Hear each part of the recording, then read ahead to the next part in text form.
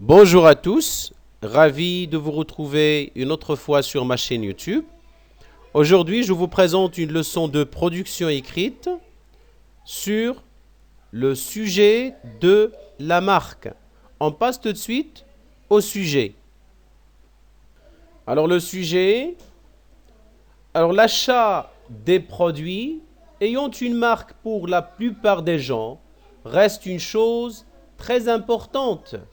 Alors la question, élaborer un texte argumentatif dans lequel vous donnez votre point de vue.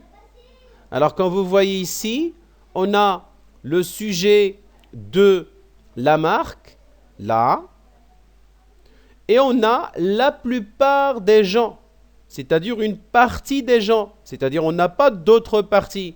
Là, élaborer. Alors ici, on va donner notre point de vue. Soit on va traiter ce sujet dans le plan concessif, c'est-à-dire on va défendre la marque, ou bien on doit être pour la marque, c'est-à-dire on doit être d'accord avec ceux, bien sûr, qui aiment acheter les produits de la marque ou bien qui ont une marque. Là, le plan dialectique n'est pas convenable dans ce sujet. Pourquoi? Parce qu'on n'a pas deux parties, c'est-à-dire on va certaines personnes ou bien d'autres personnes. Alors ici, dans le sujet, nous impose à, bien sûr, utiliser le plan concessif ou bien le plan progressif. Alors ici, on va traiter ce sujet dans le plan concessif et on va passer tout de suite à l'introduction. Voilà pour commencer l'introduction. On est obligé bien sûr de laisser une petite marge et on commence à écrire notre introduction.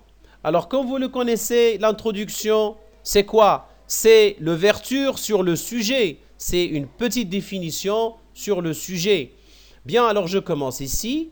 La marque est un signe spécifique qui permet au consommateur de distinguer le produit ou le service d'une entreprise. Alors comme vous voyez, on dit le service, ça veut dire, c'est pas tout simplement des produits qu'on peut toucher, mais il y a aussi le service qu'on peut bien sûr sentir. Par exemple, dans certaines ou bien banques, on peut bien sûr constater un très bon service ou bien un mauvais service d'une entreprise. Je continue. Il s'agit d'un repère pour le consommateur, un repère pour le consommateur et sûrement d'une garantie. Alors parfois on peut trouver une garantie bien sûr de qualité et de service. La marque peut être matérialisée par un nom propre, un mot, une expression, un symbole visuel, un son dans le cas de la marque sonore ou même par une odeur dans le cas d'une marque olfactive. La problématique maintenant, faut-il donc croire et se baser sur la marque pour toutes nos consommations?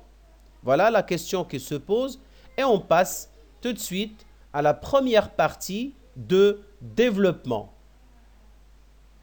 Alors, comme d'habitude, on doit laisser la marge et on commence bien sûr par un connecteur logique. Bien, alors avant de commencer, bien sûr, on doit laisser l'espace entre l'introduction et bien sûr la première partie de développement et on commence. C'est vrai que la plupart des gens voient dans la marque un style de prestige. Alors on commence par des arguments. Premièrement, la marque est une façon de vivre, c'est aussi une certaine garantie sur les produits. Avec les marques, on se fait respecter dans la rue et dans les lieux de travail. Voilà comme premier argument. Deuxième argument, le fait de porter des marques est un plaisir et pour certains un moyen de s'affirmer auprès des autres. Voilà comme deuxième argument. Et comme troisième argument, enfin, pour les familles aisées, acheter des produits de marque ne leur propose pas de problème. Voilà comme la première partie de développement. Et on passe maintenant à la seconde partie, c'est-à-dire le fait de défendre partiellement ces arguments. Et on commence toujours de laisser bien sûr une petite marge et un espace entre la première partie et la deuxième partie de développement. Et on commence avec un connecteur logique, bien sûr, d'opposition. Et on commence. Cependant, on peut changer par exemple ce connecteur avec néanmoins, or, par contre, par opposition, ainsi de suite. La marque n'est pas toujours un prestige. Alors quand vous voyez, on défend maintenant le sujet ou bien les premiers arguments. Comment? D'abord, comme connecteur logique, il ne faut pas confondre entre la marque et la qualité des choses. Comme explication, car on peut trouver un produit de bonne qualité sans marque reconnue. Voilà comme argument premier. Et on passe au deuxième argument. Ensuite, la marque nous présente des prix qui peuvent nous tromper et nous arnaquer. Et enfin, la marque engendre un sentiment de haine et un certain racisme entre les classes sociales. Voilà, on passe maintenant à la dernière partie, c'est la conclusion.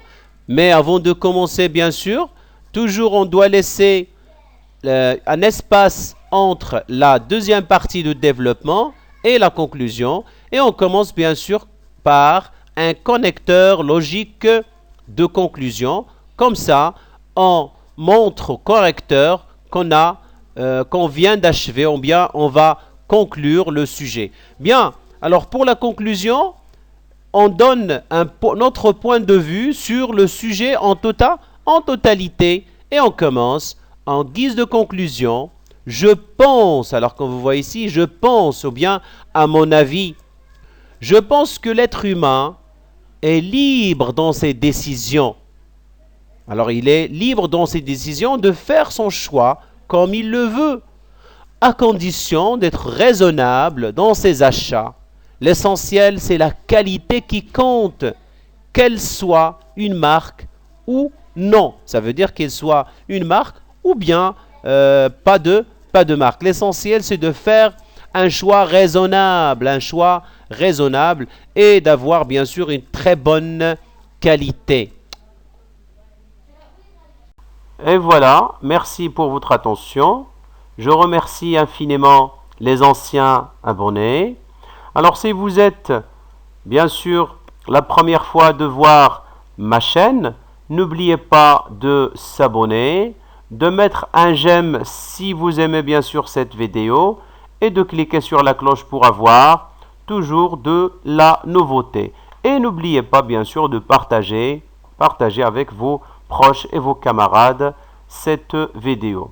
Bien sûr, je vous dis toujours au revoir et à la prochaine.